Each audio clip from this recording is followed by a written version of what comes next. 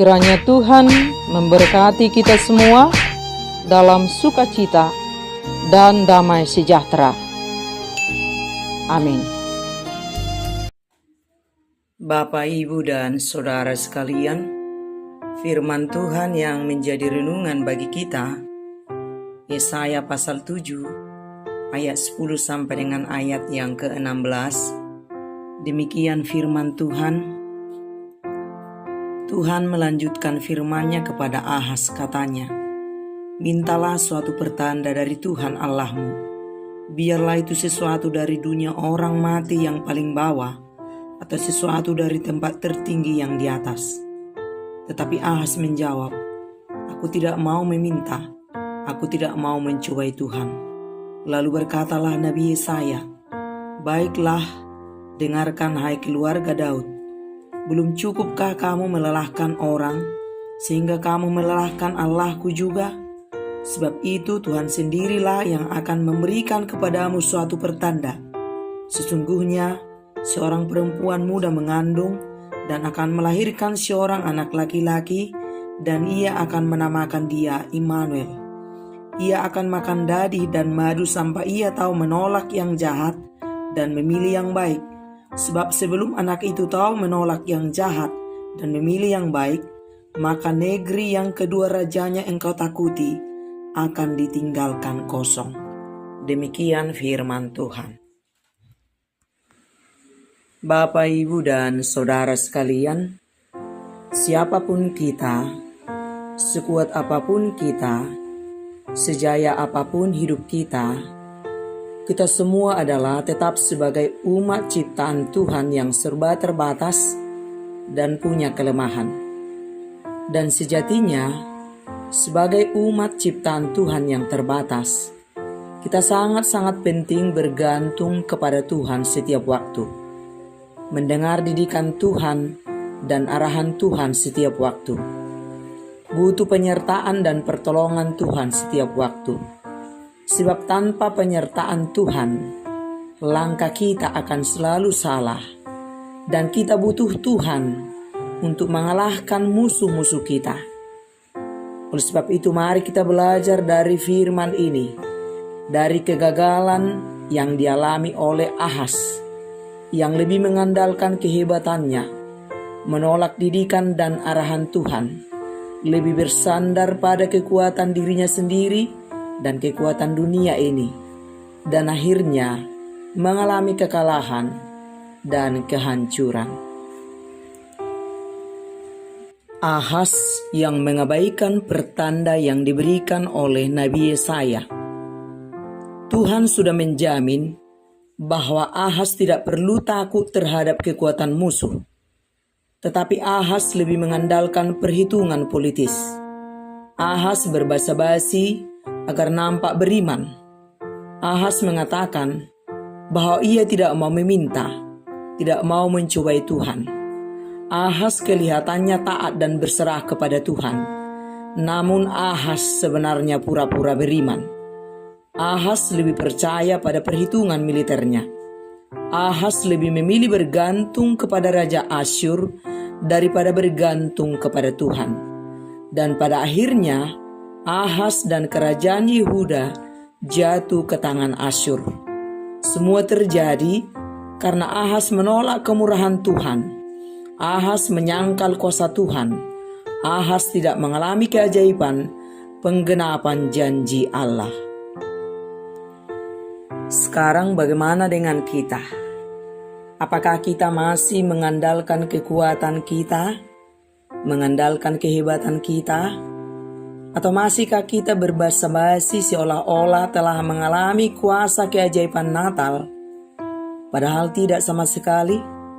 Sebab kita masih lebih mengutamakan dan bersandar pada properti dunia ini. Rumah megah, harta yang banyak, jabatan yang tinggi, perayaan Natal yang spektakuler, dan lain sebagainya yang sama dengan itu. Lalu mengabaikan damai Kristus hadir dalam kehidupan kita. Bila masih sebatas duniawi, bila kita hanya hidup mengandalkan pikiran dan kekuatan kita semata, Sesungguhnya kita tidak pernah merasakan kuasa Natal. Kristus sudah datang dan Dia ada beserta kita. Damai di hati saat Kristus beserta kita. Sukacita di hati saat Kristus beserta kita. Rendah hati merasuk dalam jiwa kita saat Kristus beserta kita. Rasa bergantung sepenuhnya kepada Tuhan saat Kristus beserta kita.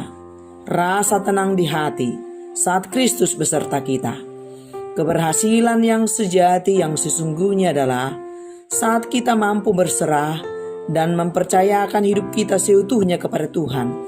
Saat kita berjalan bersama Tuhan dalam setiap perjalanan kehidupan kita di dunia ini, kapanpun dan dimanapun dan apapun yang sedang kita alami.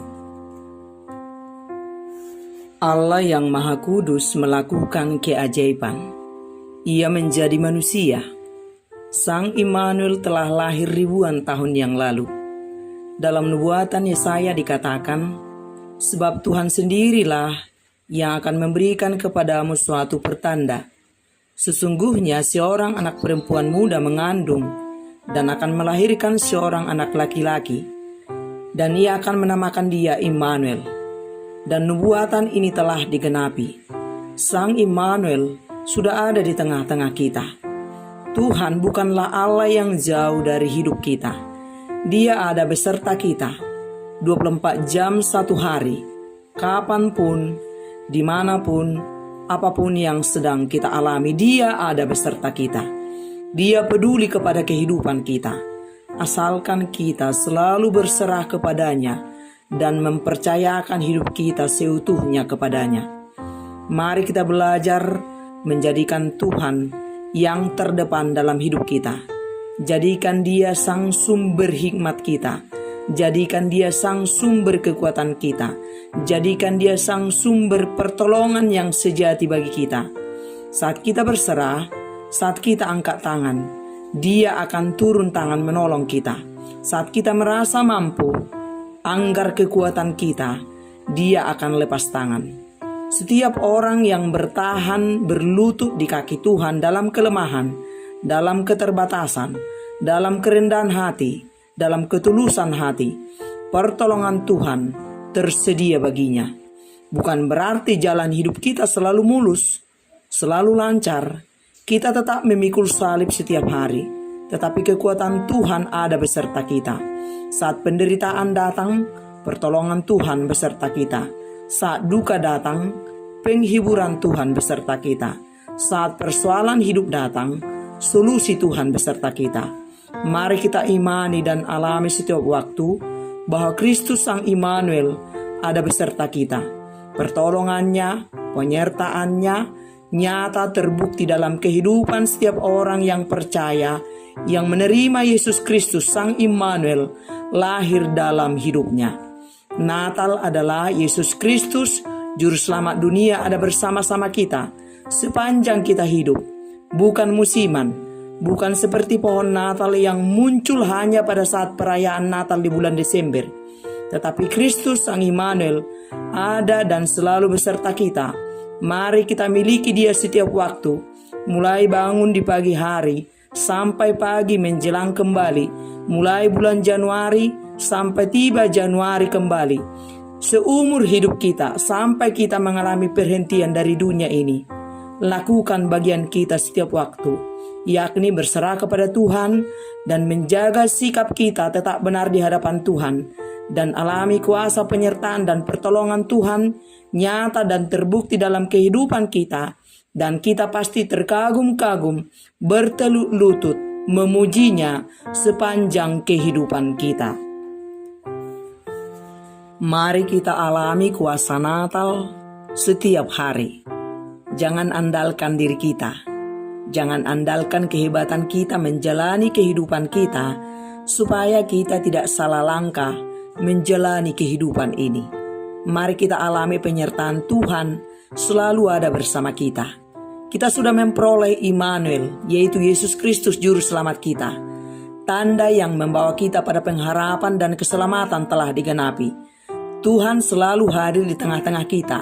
Ia hadir bersama-sama kita di segala suasana, baik suka maupun duka, susah maupun gembira, takut maupun tenteram sentosa.